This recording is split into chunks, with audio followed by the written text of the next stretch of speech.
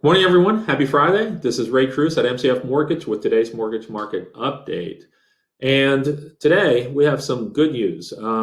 Investors and banks have eased some of the guidelines that were actually not even guidelines, but really overlays of guidelines that were already in place. And a lot of banks had input some overlays to reduce their credit risk. So one of the big ones that has eased is for self-employed individuals. So what banks and investors did was change the guidelines or add an additional overlay for self-employed borrowers where they would decrease your self-employment income by 25%. So to make it simple, if on your tax returns you show that you made $100,000 last year, they would basically just knock 25% off due to situation with the pandemic, assuming that your business is probably not going to operate was probably not going to operate in the same manner. So your income to qualify would only be $75,000. So now that overlay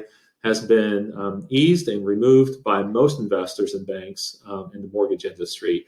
One of the other ones is credit score requirements. A lot of the credit score requirements were increased to a minimum of 680 credit score. That's been reduced back down to about a 640. It's still not where things were prior to the pandemic, but a step in the right direction that will help a lot of folks become homeowners here.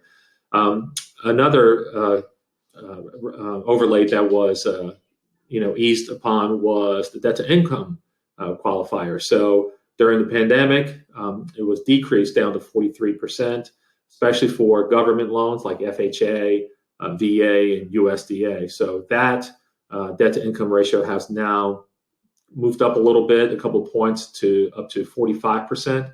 Again, another big benefit to help clients qualify for homes that they would otherwise qualify for. So bit of good news here on this Friday. Hope everybody has a great weekend, and we'll see you guys on Monday.